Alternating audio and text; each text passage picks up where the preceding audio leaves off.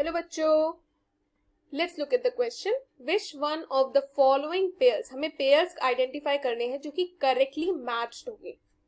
सो यहाँ पे अगर हम की कॉन्सेप्ट के बारे में देखें, so what would be the key concept.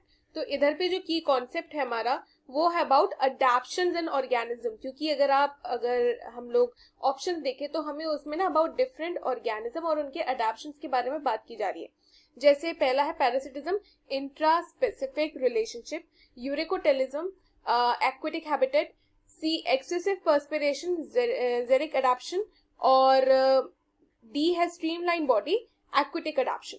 सो अगर अडैप्शन इन ऑर्गेनिज्म की बात करें, सो अडैप्शन का क्या मतलब है कि जो ऑर्गेनिजम्स होते हैं ना, कुछ ऑर्गेनिजम्स क्या करते हैं कि वो ना अपने अंदर अडैप्शन बना लेते हैं, अडैप्शन ले आते हैं टू सर्वाइव सर्टेन एनवायरमेंट्स, ताकि वो किसी भी एनवायरमेंट को सर्वाइव कर पाए, पर्टिकुलरली उस एनवायरमेंट में जिसमें वो रहते हैं. अब ये अडैप्शन कैसी कैसी हो सकती है. ये हो सकती है स्ट्रक्चरल, की बॉडी में कोई चेंज आ गया है जो स्ट्रक्चर में उनके चेंजेस हो, या कोई फिजियोलॉजिकल, या फिर आप कह सकते हैं बिहेवियरल. सो ये सारी अडैप्शन जो होती है हमें देखने को मिलती है. और इनका क्या फायदा है, why do we need it, why do those organisms need it. उनको जरूरत इसलिए पड़ती है ताकि वो जो इन्वायरमेंट चैलेंजेस वो डेली फेस करते हैं ना, वो उससे कोप अप कर पाए, इन्वायरमेंटल चैलेंजेस से कोप अप कर पाए. सो अब बात करते हैं हमारे वो जो ऑप्शन जो मैच किए गए हैं. ऑप्शन ए, जिसमें पैरासिटिज्म को इंट्रा स्पेसिफिक रिलेशनशिप से मैच किया गया. अब ये होता है इनकरेक्ट. इसका रीजन इसलिए है कि जो पैरासिटिज्म होता है, जो यहाँ पे इन्होंने जो मैच किया हुआ है वो किससे किया है, इंट्रा स्पेसिफिक से. बट एक्चुअली में इट्स एन इंटर स्पेसिफिक. ये इंटर स्पेसिफिक होगा, इंट्रा स्पेसिफिक नहीं. इसका रीजन ये है कि ये इंटर स्पेसिफिक रिलेशनशिप है. इसका मतलब कि ये ना दो डिफरेंट स्पीसीज में होता है, दो डिफरेंट स्पीसीज में होता है. अगर यहाँ पे इंट्रा होता ना, इंट्रा जैसे क्वेश्चन में दिया हुआ है, तो इंट्रा का मतलब है कि स्पीसीज एक ही होगी और उसके अंदर, बट ऐसा तो नहीं हो रहा है. पैरासिटिज्म दो अलग अलग स्पीसीज में होता है. फिर नेक्स्ट ऑप्शन दिया है यूरिकोटेलिज्म और एक्वेटिक हैबिटेट. सो अब इसकी बात करते हैं. ये वाला ऑप्शन हमसे कहना चाहता है कि ये जो यूरिकोटेलिज्म होता है वो हमें एक्वेटिक एनिमल्स में देखने को मिलता है, जो कि एक इनकरेक्ट बात है अगेन. अब इसमें इनकरेक्ट क्या है, इसमें इनकरेक्ट ये है कि यूरिकोटेलिज्म जो होता है ना, यानी कि एक्सक्रीशन करना किस फॉर्म में, यूरिक एसिड के फॉर्म में.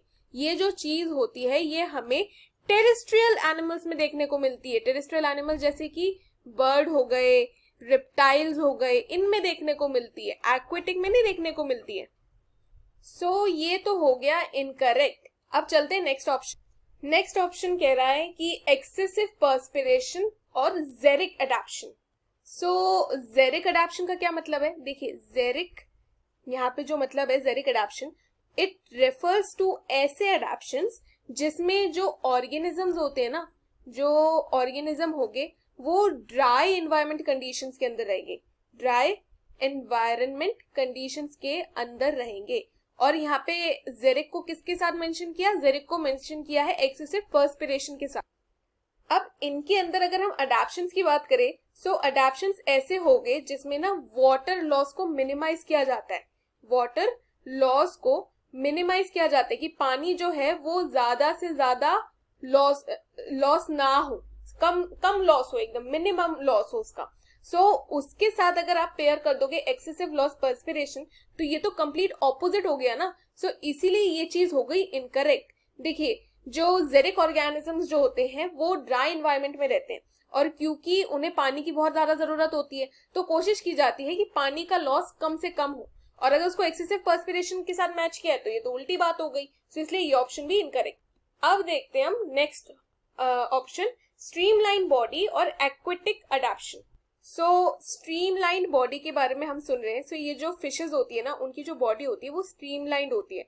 अब स्ट्रीमलाइन क्यों है, ये अडैप्शन क्यों है, स्ट्रीमलाइन अडैप्शन होने की वजह से जो वाटर रेजिस्टेंस होता है वो रिड्यूस होता है. और वाटर रेजिस्टेंस अगर रिड्यूस हो जाता है ना, तो उस वजह से जो फिशेज होती है उनको तैरने में आसानी मिलती है.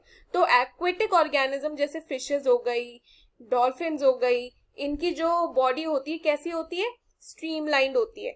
और ये क्या है, ये है एक एक्वेटिक एडेप्शन, क्योंकि इन्हें ये जो फिशेज है वो एक्वेटिक एनवायरनमेंट को वो बेटर फेस कर पाते हैं।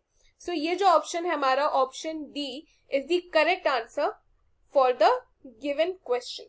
I hope you have understood the question well, students. Best of luck.